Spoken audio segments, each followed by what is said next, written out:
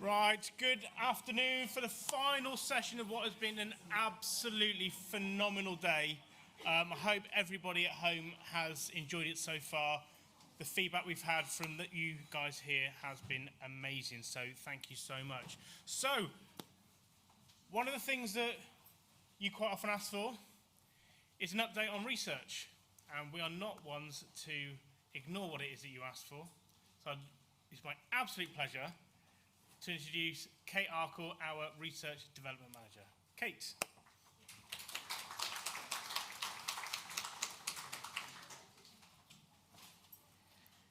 Hi. Right, Amanda, I see what you mean about not being able to see. It's very strange, isn't it?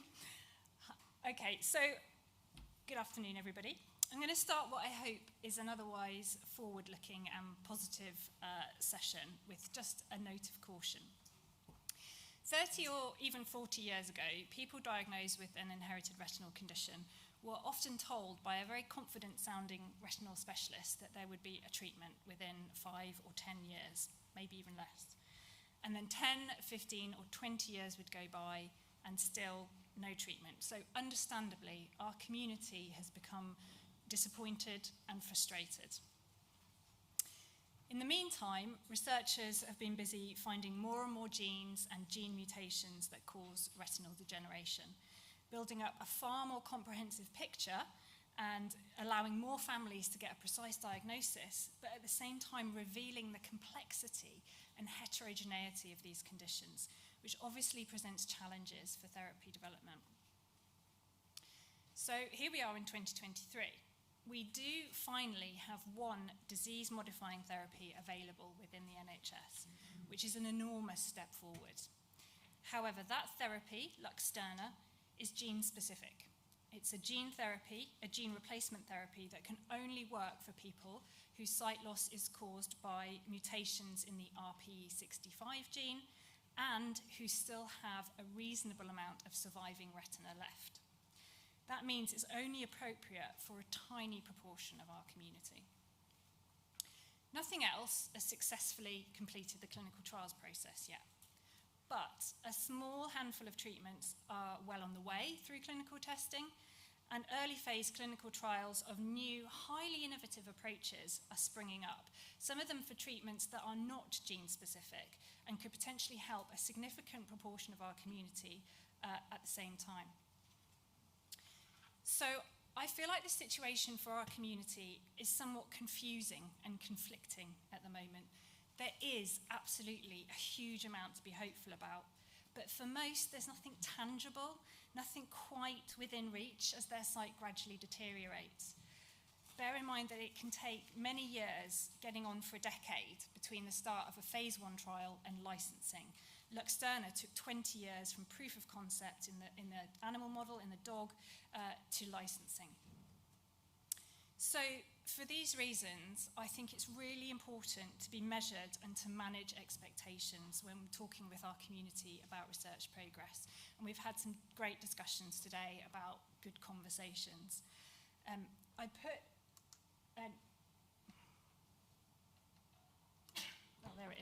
put an image up of a balancing scale because I feel like it's a balance between hope and frustration. I think you need to be mindful of your patient or client situation with regard to their exact genetic diagnosis or their lack of genetic diagnosis, and the extent of their retinal degeneration, because all of those factors could have a huge influence on whether or not a treatment is something that's realistic within the next 5 or 10 years and what that treatment can actually achieve. So maybe going forward we can try and avoid these peaks and troughs of expectation and disappointment. And I think it's worth being mindful of some of the things that Amanda and Susie were talking about in terms of the gap between expectation and reality. For the purposes of this talk, and because of time limitations and Matt being quite scary, I'm going to stick to talking about therapeutic approaches that have reached or are very close to clinical trials in people with IRD. There's a huge amount of basic science and preclinical work going on in labs around the world, developing new approaches for future development, providing enormous potential, but they're going to be much further away from the clinic. Tomorrow afternoon at our annual conference, we have a research session that will look much more in depth at some of the science and some of the earlier development that's going on. So do tune into that online, and it will also be available after the weekend as a recording. So where are we exactly now? Let's start with the approach that's closest to the finish line, or in the case of Luxturna, actually over the finish line, and that's gene replacement therapy. What can you do if a particular genetic fault means that the gene makes no sense and the protein it codes for just simply doesn't work? Well, you could deliver healthy copies of that particular gene to the back of the eye for the retinal cells to pick up and start using, and that's basically how this works. Healthy copies of the gene are packaged up into a harmless virus and injected under the retina, where the virus delivers them into cells. And the cells start reading those new genetic instructions and building functional protein. So I've put an image on screen of a Royal Mail package, which is like our virus, and some IKEA instructions, like genetic instructions, for constructing what is hopefully a functional bookshelf or protein. As a result, disease progression could slow or even stop, and you might possibly get a little bit of improvement in vision. But you do need a reasonable number of photoreceptors to still be alive and working well enough to make use of the replacement genes, to read those instructions. There's no point in making a delivery to an abandoned house. So this approach will be no use once the disease has progressed past a certain point. I think our community are aware of that, or many of them are aware of that, and that's one reason for their sense of urgency. Gene replacement therapy is at phase 3 clinical testing for X-linked RP associated with the RPGR gene. That's not all cases of X-linked RP, but it is a really fair chunk. If that trial is successful, we might see the treatment being licensed in around 2025, and then it will also need to clear the hurdle of NICE approval for NHS delivery. But that one's probably the next closest to the finish line, and that's a partnership between Janssen and MeiraGTx. Other gene therapies in phase 1 and 2 clinical testing include those for the achromatopsia genes, CNGA3 and CNGB3, and the PDE6B RP gene, but they are behind RPGR by probably a few years. So I've just mentioned 4 specific gene therapies. There are probably a couple of gene therapies at least that I've missed that are at clinical trial. There are certainly a small number of other gene therapies being prepared for clinical testing, so definitely more will come through. But we now know that there are a couple of 100 genes associated with inherited retinal conditions. So that leaves a huge number of genes with no gene replacement or gene augmentation option on the visible horizon. And for some genes and mutations, gene replacement is extremely challenging for various reasons. There are a couple of other gene targeting quite specific approaches, such as gene editing, where you snip out a bit of faulty code and replace it. So I have an image on screen of some DNA with a pair of scissors. And antisense oligonucleotides, where you're in effect putting a molecular sticking plaster, if you like, over the faulty section of code. These approaches had both reached clinical trials, but those trials have been suspended and are not currently ongoing. And as an aside, I think there's a lesson to learn there as well. The story behind at least one of those suspensions is a reminder of the practical challenges faced during clinical trials, factors that aren't actually necessarily related directly to the therapy. Factors such as finding the right clinical endpoints that will appropriately measure the real impact of the treatment and satisfy the regulators. And of course, securing sufficient financial investment to continue through the process.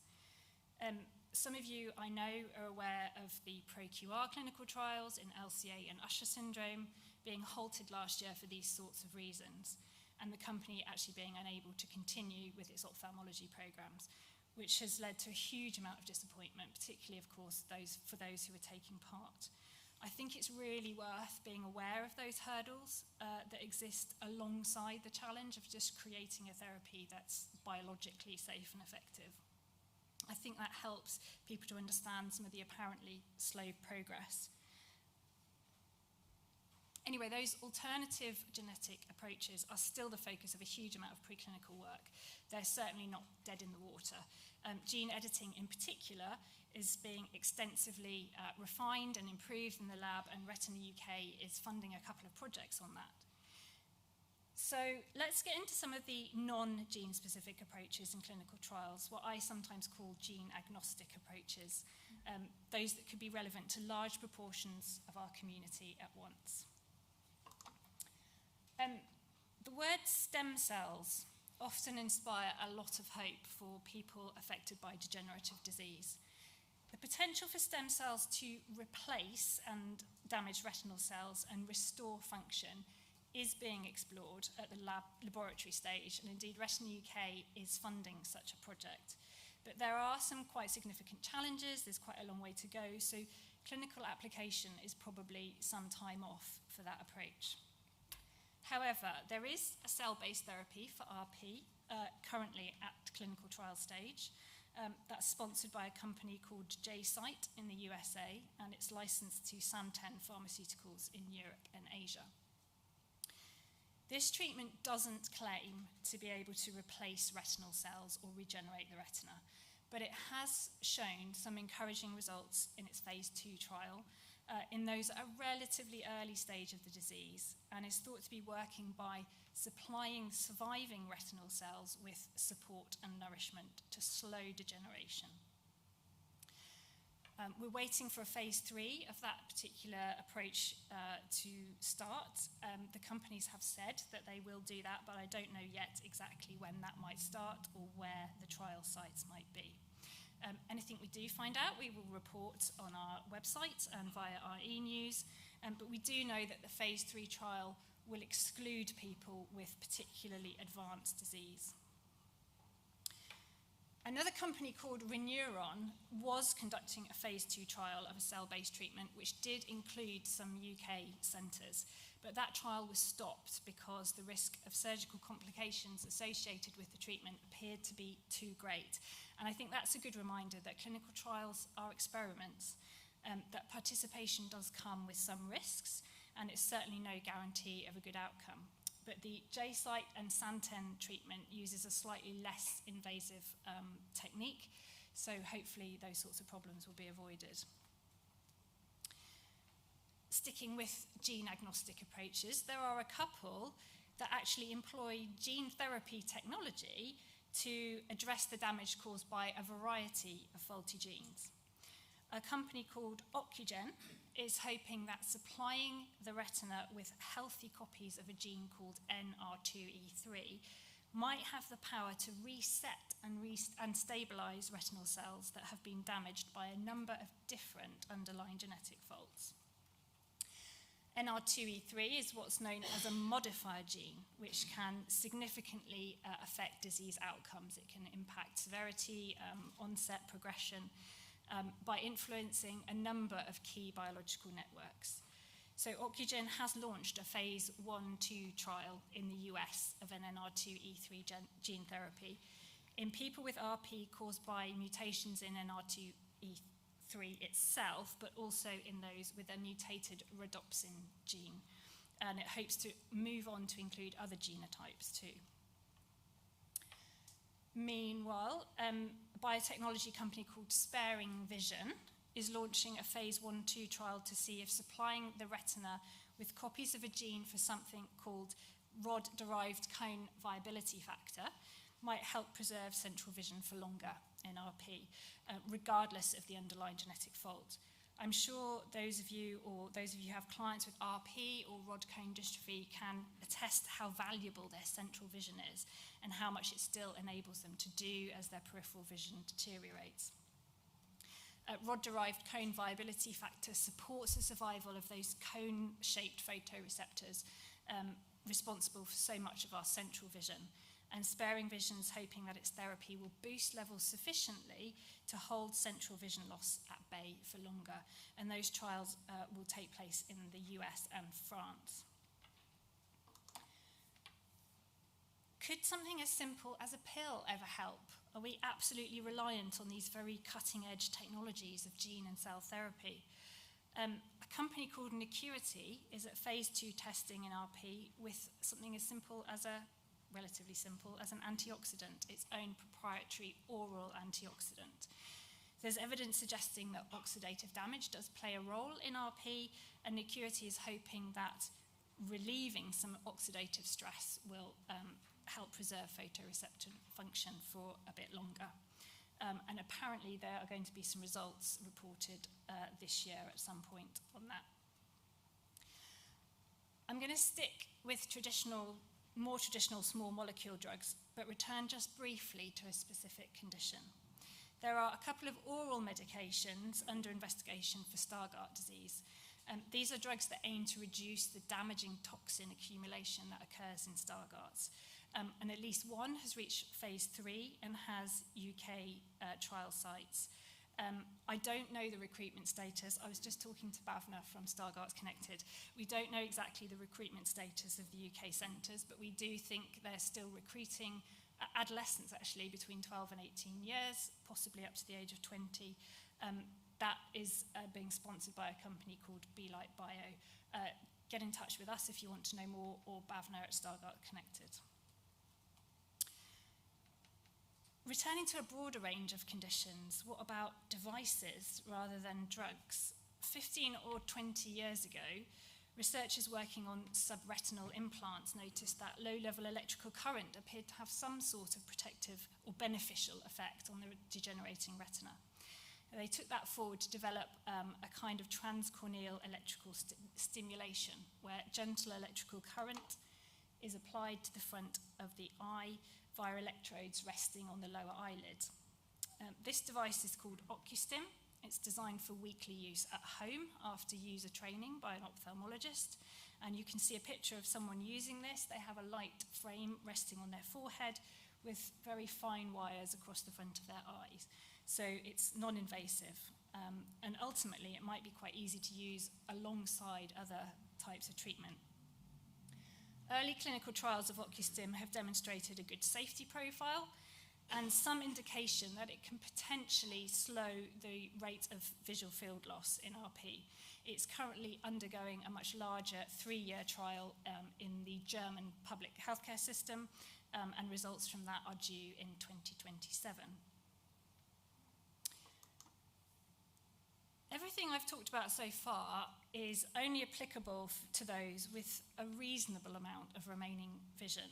These are approaches that can slow or maybe stop deterioration, but not restore vision significantly. So what about those in our community for whom sight loss is very advanced, who have perhaps bare light perception or similar? Those of you who've attended previous Retina UK conferences or our webinars online may have heard talks on an approach called optogenetics. This targets neural cells in the retina that help relay signals to the optic nerve and are not primarily affected by retinal dystrophy, but equally do not normally have a light sensing function. Optogenetics uses a gene therapy approach to supply these cells with the instructions to build light-sensitive protein so that they can, within reason, take over from the degenerated photoreceptors, and in doing so, potentially restore some vision. This wouldn't be what we would perhaps think of as normal, high-definition vision. So, for example, participants in one of the early phase trials described perceiving objects as a shimmering outline. However, if you're coming from a position of light perception only to a place where you can make out the edges of objects and perhaps regain independent mobility, that's a huge gain. And our community have certainly told us that that would definitely be of value to them. 3 companies have got optogenetics approaches at clinical trial stage: GenSight, Bionic Sight, and Nanoscope.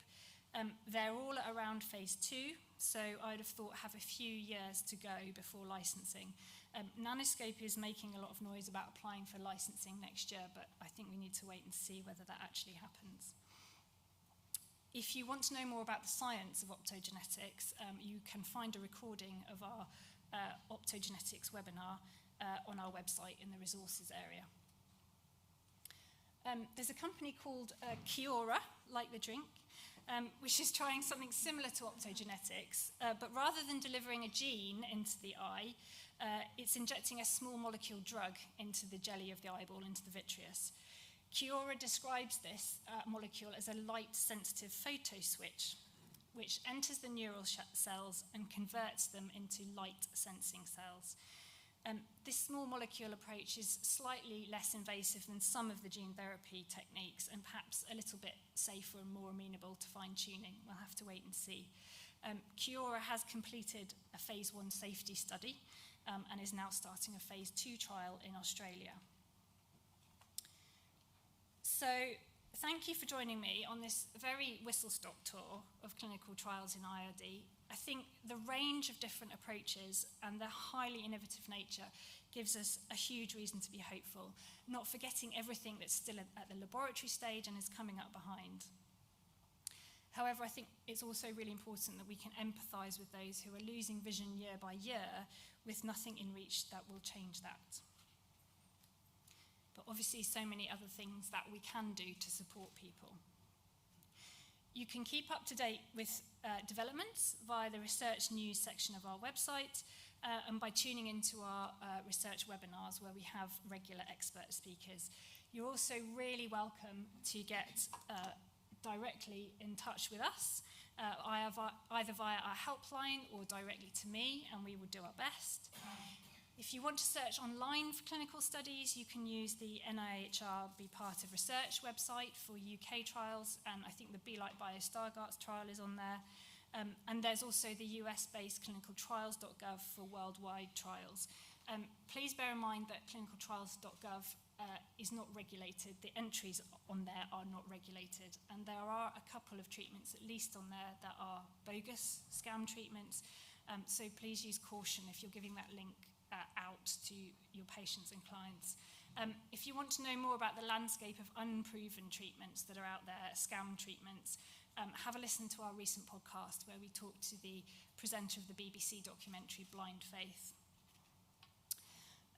If you have got patients and clients who are really keen to volunteer for various types of research study and research-related activity, Retina UK has a lived experience panel that they can sign up to, and we will email them with opportunities. Sign up is via our website, and I think the link will be in the information you receive after today. So thank you very much, and has anybody got any questions?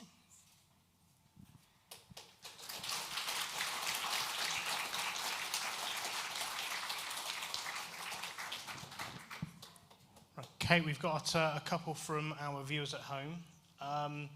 You mentioned about the optogenetics.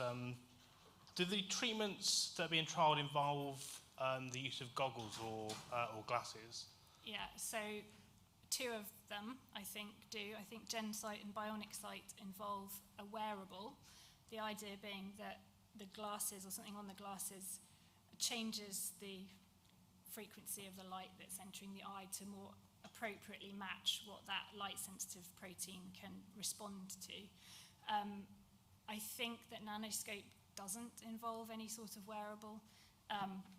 People have, the wearables, the early wearables certainly are quite heavy and clunky, so it's only as good as the situations in which it can be used, and if people don't want to wear the glasses because they're uncomfortable, that's a bit of a barrier, but I think that they're doubtless going to get better and better, and some of these optogenetic therapies don't require them. Great.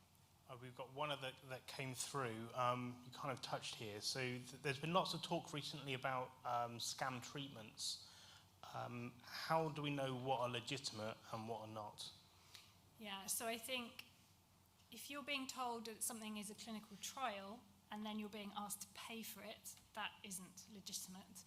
You would never be asked to pay to take part in a legitimate clinical trial. Equally, if a clinic or practitioner is telling you that there are absolutely no risks at all involved with having their treatment, I'd say that was a red flag, because there's nearly always the possibility of some sort of side effect or unwanted effect, however mild.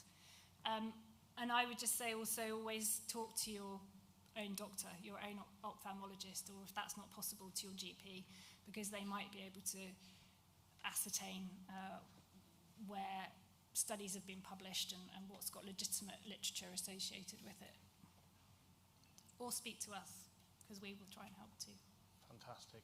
Any other questions in the room, or if anybody at home with questions, please type them in the Q&A section. So have your hands right up if there's anything. You're getting off lightly, Kate. We've got a question here. Afternoon, everyone. So it's Devinder from RRB. I know somebody who's done the RP65. I won't go into details, but they've had some really unfortunate side effects where one individual's lost their sight and the other one has got bad side effects. So I'm just curious, on balance, in terms of the benefits against risk, how much publication is being going on with that, and how clear is that communication? I would hope that at clinical trial stage there is the possibility for a very open and frank discussion about the possibility of things going wrong, and people should have as much opportunity to ask about that as possible.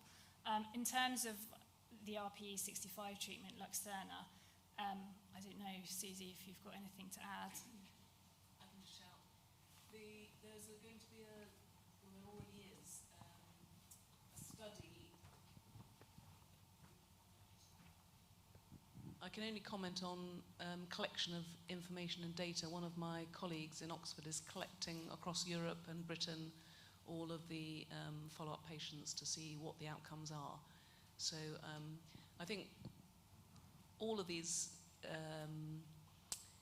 novel innovations, as with all new things, need time to see how well they do over time as well, because the trial showed the benefit, which is why it went into program as into individuals as part of the NHS, and follow-up over time gives us more information. My experience in age-related macular degeneration, where various drugs have come and gone, that did very well in trial, did very well in proper randomized controlled trials, but didn't stand the test of time.